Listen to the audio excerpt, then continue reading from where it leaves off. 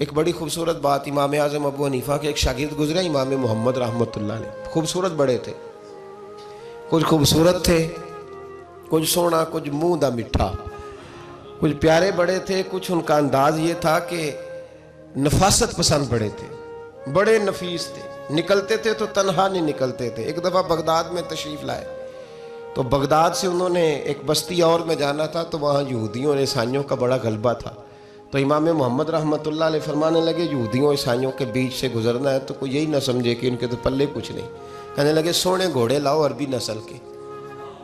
30 شاگرد ساتھ تھے، ان کو بھی ساتھ تیار کیا، عربی نسل کے 30 گھوڑے اور 30 شاگرد، ان کو کہا بھی دستاریں ذرا نا اونچی باندھنا، تو دستاریں بھی باندھی انہوں نے کلے والی بڑی خوبصورت، شاگردوں کو بھی جبے پہنائے، خود بھی جبہ پہنا سفید رنگ کی، اعلیٰ نسل کی گھوڑی آگے آگے، پیچھے 30-32 شاگرد۔ اور جب آپ گزرے نا بغداد کے آگے اس علاقے سے، یہاں یہودی عیسائیوں کی بھی کثرت تھی، تو عورتوں کی عادت ہوتی تھی پرانے زمانے میں مہمان دیکھنے کے لیے چھتوں پہ چڑھ جاتی، کچھ اپنے دروازے پہ کھڑی ہو جاتی، کچھ دیکھتی کھڑکیوں میں سے کہ گزر رہا ہے کوئی مہمان، تو یہودیوں کی عیسائیوں کی بہت ساری عورتیں چھتوں پہ چڑھ گئیں، تو مسلمان نعرے لگانے لگے امام محمد آ گئے، امام محمد آ گئے۔ کچھ پہلے ہی بڑے حسین تھے، پہلے ہی بڑے خوبصورت تھے، کچھ حضور کی سنت کا نور چڑھا ہوا تھا، کچھ دائیں بائیں شاگرد تھے، پھولوں کی پتیاں گر رہی تھی، تو جب محمد محمد کے نعرے لگنے لگے نا تو ان عورتوں نے امام محمد کا جلوہ دیکھا، تو دیکھا دیکھی کام کیا شروع ہوا، ایک نے دیکھا تو اتنی محو ہوئی کہ اس نے کلمہ پڑھنا شروع کر دیا، اس سے کلمہ سن کے تو دوسری نے بھی پڑھا، تیسری نے بھی پڑھا، چوتھی نے بھی پڑھا، بیبیاں بلند آواز سے مسلمان ہونے لگی، ان کو دیکھا دیکھی مرد بھی پڑھنے لگے، ڈھیر سارے یہودی عیسائی مسلمان ہو گئے۔ ایک مسلمان ان سے کہنے لگا تمہیں غلطی لگ گئی ہے، یہ ہمارے نبی محمد نہیں، تو میاں صاحب کا نام محمد تھا نا، تو کشمیر کے لوگ کہنے لگے شاید وہاں کے ہندو سکھ وہاں کے جو تھے کشمیر کے، وہ کہنے لگے شاید وہی محمد ہے، تو فرمانے لگے میں تے بندہ ٹھگ جے لوکو، میں تے بندہ چور، جس دا خلقت کلمہ پڑھ دی او محمد ہور، میں تے بندہ ٹھگ جے لوکو، میں تے بندہ چور، جس دا خلقت کلمہ پڑھ دی او محمد ہور۔ تو امام محمد رحمۃ اللہ علیہ کو نعرہ لگ رہا تھا، تو ایک بندہ کہنے لگا یہ وہ والے محمد نہیں، یہ ہمارے نبی پاک صلی اللہ علیہ وسلم محمد صلی اللہ علیہ وسلم نہیں، یہ وہ نہیں، یہ تو ہمارے ایک امام ہے امام محمد، وہ والے نہیں۔ اب وہ کچھ لوگ چپ تھے، کچھ سوچ رہے تھے، کچھ بات کر رہے تھے، تو ایک بوڑھی اماں اپنے انداز میں بیچ میں سے بولی، کہنے لگی چل بیٹا چھوڑ، ہمیں پڑھنے دے کلمہ، اگر مسلمانوں کے چھوٹے سے محمد کا یہ حال ہے تو بڑے محمد کا کیا حال ہے، وہ پڑھنے دے ہمیں کلمہ، یہ حال ہے ان کے غلاموں کا تو سرکار کا عالم کیا ہو۔ تو امام محمد کی چال نکلی، بتانا یہ چاہ رہا تھا کہ امام محمد رحمۃ اللہ علیہ سے ایک بندے نے ایک دفعہ مسئلہ پوچھا، اس نے کہا حضرت صاحب میں گیا تھا منڈی، وہاں سے لایا ہوں ایک ٹوکری آم کی اور ایک ٹوکری سیب کی، ہمارے ہاں کا کریٹ کہتے ہیں اس کو، تو میں وہ لے کے آیا ہوں۔ اب میں نے جب گھر لا کے اس کو کھولا ہے نا تو آدھے صحیح نکلے ہیں، ہوتا ہے نا جی اللہ خیر کرے، جو دیانتدار تاجر ہے اللہ آج کل مہربانی فرمائے، وہ ہمارا ریڑھی والا بھی بڑا ایماندار ہے، ہم کیا کریں صدر کی بات، وہ بھی سامنے جو تگڑے ہوتے ہیں اس نے آگے لگائے ہوتے ہیں، اور جو تھوڑے سے نکمے ہوتے ہیں وہ اندر والی سائیڈ پہ دیوار کے اندر رکھے ہوتے ہیں، کیا کیا جائے، ہم کیا سیاستدانوں کی کرپشن کی بات کریں گے، یہاں تو معاملہ بڑا گڑبڑ ہے نیچے سے لے کر۔ تو کہا حضور میں نے وہ جو کھولی ہے نا پیٹی، وہ ٹوکری جب میں نے کھولی ہے تو اوپر تو آم اور سیب ٹھیک تھے، تو اندر گلے سڑے ہیں، تو اب میرے لیے حکم کیا ہے؟ تو آپ فرمانے لگے بھی مسئلہ شرعی ہے کہ رکھنے ہیں تو سارے رکھ، واپس کرنے ہیں تو سارے کر، یہ نہیں ہو سکتا کہ تو صحیح رکھ لے اور گلے سڑے۔ تو یہ مسئلہ امام محمد بتا کے تو رونے لگ گئے، تو بندہ کہنے لگا حضور مسئلہ بتایا ہے آپ نے، تو فقہ کا ایک مسئلہ ہے سادہ سا کہ حضرت اب کیا کرنا ہے، تو رونے والی کون سی بات ہے؟ تو فرمانے لگے یہ تجھے مسئلہ بتا کے نا مجھے کچھ اور یاد آ گیا۔ آپ کو کیا یاد آیا ہے؟ فرمانے لگے میں بھی عرض کروں گا، مولا امام اعظم کے پاس بیٹھا ہوں، معروف کرخی، سری سکتی، جنید بغدادی، ان سارے درویشوں کے پاس رہا ہوں، میں بھی بیٹھا ہوتا تھا اس محفل میں جس میں یہ ہوتے تھے، اگر جنت میں بھیجنے ہیں تو سارے بھیج. یہ نہیں ہو سکتا کہ گلے سڑے ادھر پھینک دے اور اچھے اچھے اٹھا کے لے جائے. ہم سارے مصطفیٰ کا کلمہ پڑھنے والے, سب کو کہا یا ایھا الذین آمنو, ہم سب کا اکٹھا نام. ان لوگوں کی جو محبت ہے نا وہ فائدہ دے گی. حضرت خواجہ فرید الدین مسعود گنج شکر رحمۃ اللہ تعالیٰ علیہ کہنے لگے نظام تجھے آئے ہوئے بڑے دن ہو گئے, جا یار چکر لگایا. چکر لگایا. فرماتے میں پیدل گیا تو مجھے جانے میں کئی مہینے کئی ہفتے لگے. میں دلی پہنچا اور اپنے گھر کا نا ایک چکر لگایا, اوپر سے چکر لگا کے تو پھر پاک پتن کے رستے میں چل پڑا. کہتے ہیں واپس پہنچا تو حضرت بابا فرید صاحب رحمۃ اللہ علیہ نے دن گنے ہوئے تھے. کہنے لگے یار اتنے ٹائم میں تو واپس آیا ہے نا, اتنا ٹائم تو آنے جانے پہ لگتا ہے. کہ غریب نواز محسوس نہ فرمائیے گا, آپ نے کہا تھا چکر لگایا تو حضور ایک چکر ہی لگایا ہے, پھر میں واپس آ گیا ہوں. بات ہی چکر کی ہوئی تھی. دیکھیں نا نبی پاک صلی اللہ علیہ وسلم نے فرمایا ابو ہریرہ کوئی کام بھی کیا کر یار, یہیں بیٹھا رہتا. عرض کی حضور صحیح ہے.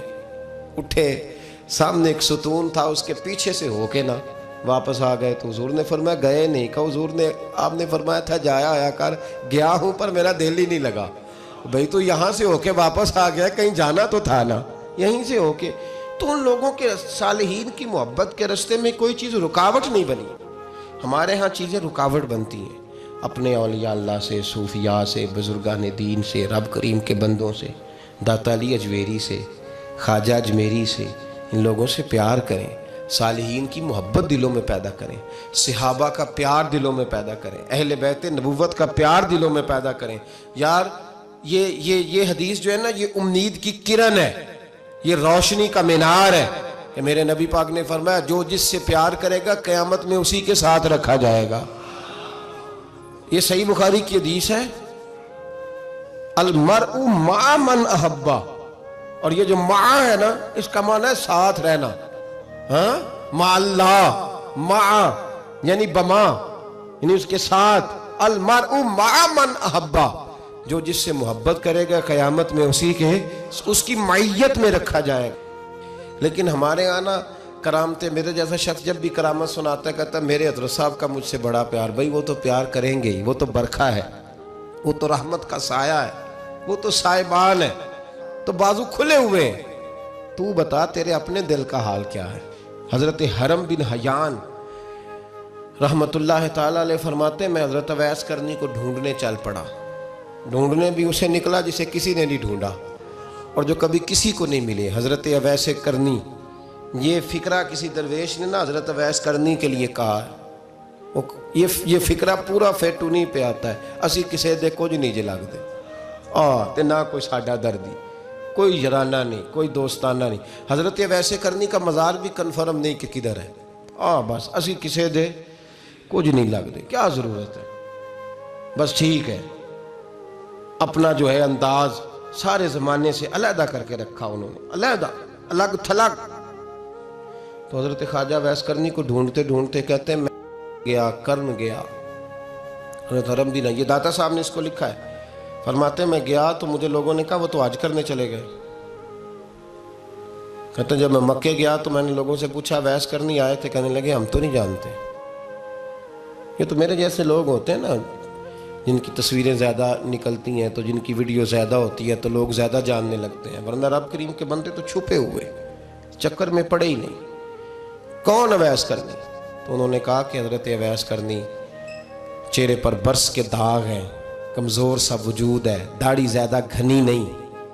جب حالات بتائے تو کہنے لگے اس طرح کا ایک شخص آیا تھا, اس نے طواف کیا تھا, پہلے بھی دنیا کرتی ہے پر جب اس نے کیا ہے نا تو اس کے طواف نے وہ خود بھی رویا ہے اور بھی بڑے روئے ہیں. وہ جب حجر اسود پہ آیا ہے تو رنگ بدلتا دیکھا ہے. کہا وہ کدھر گئے؟ کہنے لگے پورا نہیں پتا, اتنا ضرور خبر ہے کہ ان کے انداز بتاتے تھے کہ اب مدینے جائیں گے. تو جناب حرم بن حیان کہتے ہیں پھر میں مدینے گیا, میں نے خواجہ اویس کو ڈھونڈا. میں نے کہا یار میں نے حضرت خواجہ اویس کرنی کو ملنا ہے, کسی نے بتایا ہے کہ وہ مدینہ شریف آئے. تو لوگ کہنے لگے ہم نہیں جانتے وہ کون ہے. لیکن نا دنیا جان گئی, دنیا میں بڑا کچھ ہو گیا, بائی نیم لوگ جاننے لگے, ہوٹلوں پہ پہچاننے لگے, سڑکوں پہ پہچاننے لگے. لیکن بات تو یہ ہے کہ جن کو پہچاننا چاہیے اگر وہ پہچان لیں پھر تو بڑی بات ہے، پھر تو بڑی بات ہے۔ لیکن اگر وہاں ہی پہچان نہ ہو سکے تو پھر تو معاملہ بڑا الگ سا ہے نا۔ عزیز بھائی، حضرت خواجہ ویس کرنی کے بارے میں پوچھا تو مدینہ شریف کے زائرین اور وہاں کے مقامی لوگ بھی کہنے لگے کوئی نہیں پتہ، ہم نہیں جانتے، ملے ہی نہیں۔ تو کہا باریک سا وجود ہے، پرانا سا لباس ہے، برس کے داغ ہے، چہرے پہ داڑھی زیادہ گھنی نہیں، کسی کو پاس نہیں بٹھاتے۔ اور پھر ایک جملہ اور کہا، سنا ہے روتے ہیں تو بڑے درد سے روتے ہیں، سنا ہے بھیگی رہتی ہیں پلکیں، سنا ہے ان کی پلکیں بھیگی رہتی ہیں۔ میں 2-4 دن پہلے کسی سے سن رہا تھا شعر، اس نے کہا تھا ایک واری میری آنکھیاں تو انہوں نے اتھرو پونجے سن، ہن چسکا پہ گیا رونے دا، ہر ویلے یا ہوزاری ہے۔ تو کہتے ہیں کہ وہ اس طرح کی اس کی کیفیت ہے۔ کہتے ہیں میں نے کہا یار وہی تو ویس کرنی تھے، کدھر گئے؟ کہنے لگے کوئی خبر نہیں، جب وہ آئے ہیں تو ان کے آنے کا انداز ہی نرالا تھا، سسکیاں اور آہیں نکل گئیں اس شخص کی جب وہ مدینے آیا۔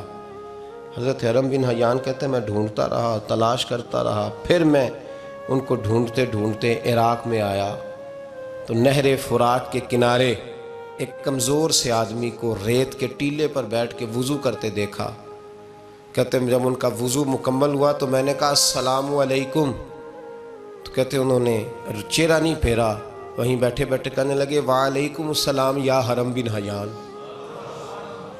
یا حرم بن حیان وعلیکم السلام۔ کہتے ہیں میں نے کہا کہ من انت، آپ کون ہے؟ تو کہنے لگے وہی ہوں جسے تم مکے اور مدینے ڈھونڈتا رہا۔ تو کہتے ہیں میں نے کہا حضور آپ میرا نام کیسے جانتے ہیں؟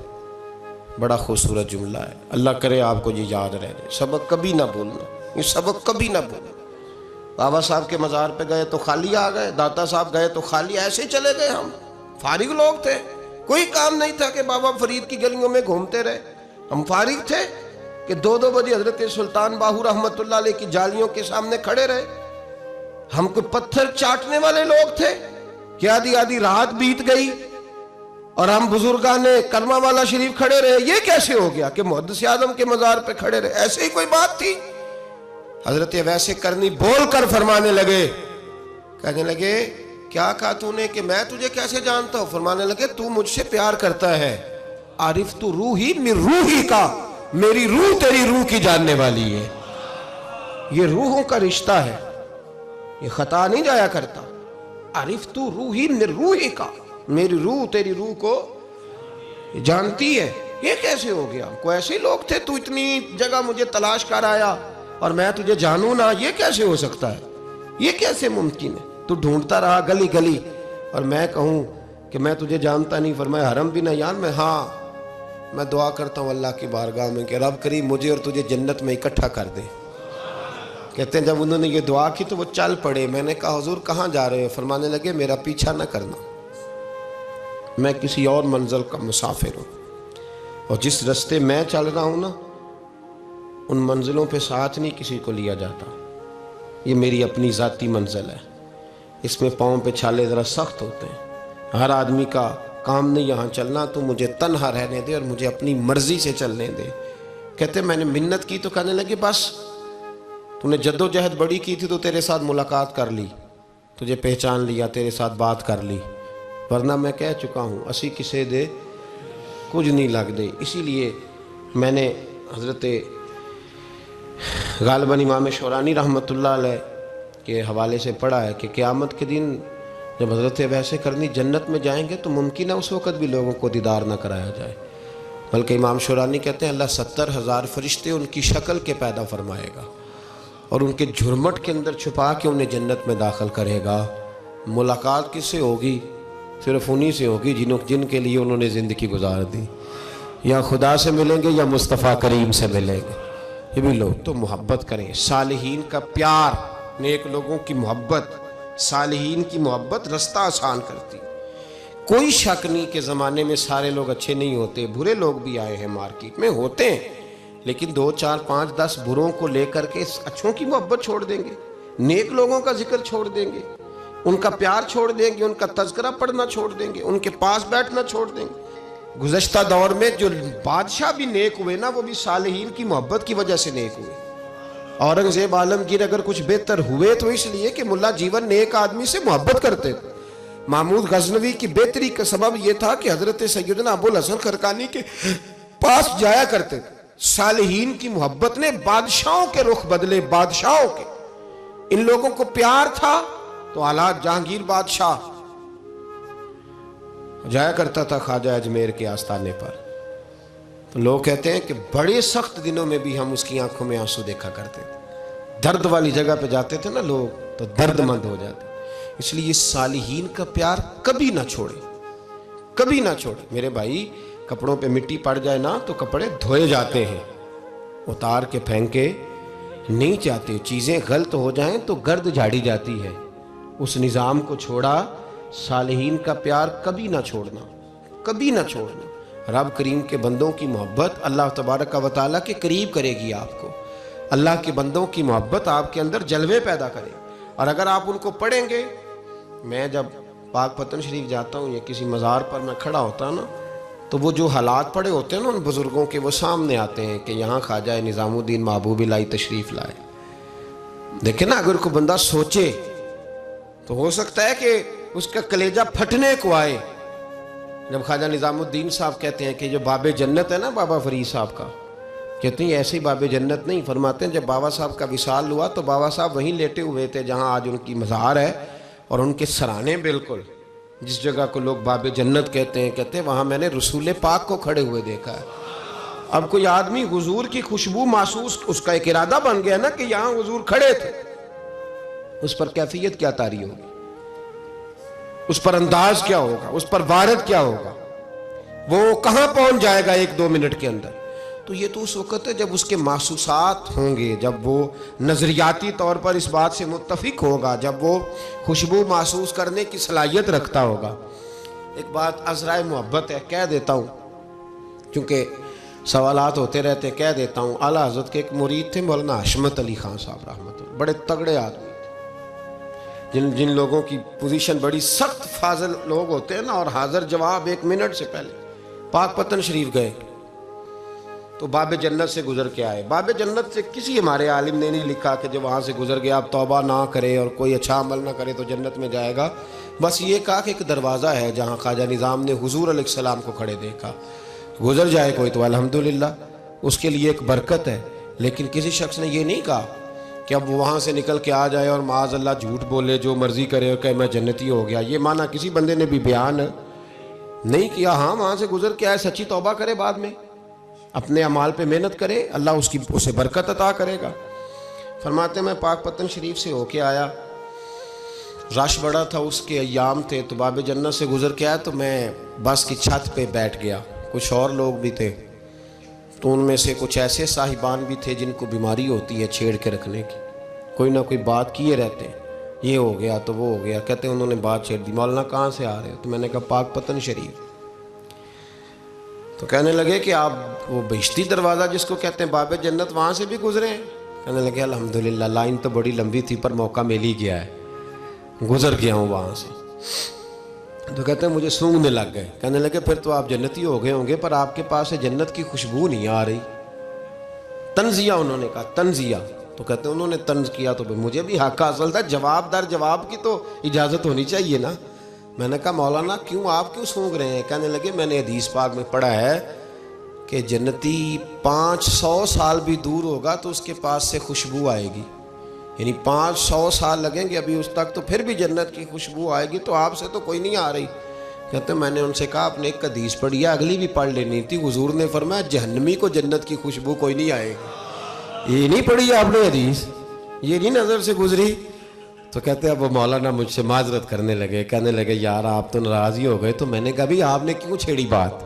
मैंने आपसे को डिस्कस किया, आपने पूछा कहाँ से, आप फिर आप ही ने कह दिया कि वहाँ से गुजरे कि नहीं जन्नती दरवाजे से, और फिर आपने ही एतराज़ कर दिया। तो फिर हमें इतना तो हक हासिल है ना, हम आह भी करते हैं तो हो जाते हैं बदनाम, और तुम कत्ल भी कर दो तो चर्चा नहीं होता, हमें भी तो हक हासिल है ना, इतना तो जवाब दर जवाब हम दे सकते हैं। तो भाई इसलिए सालिहीन की मोहब्बत कभी ना छोड़ें, अल्लाह के बंदों का प्यार कभी ना छोड़ें। किसी बुजुर्ग का जिक्र हो, किसी सहाबी की बात हो, अहले बैत नबी, हत्ता कि अंबिया किराम अलैहिमुस्सलाम, اللہ کے انبیاء کی محبت، ان کی تعظیم، ان کا اکرام اپنے دل میں بٹھائیں، اس کو جگہ دیں۔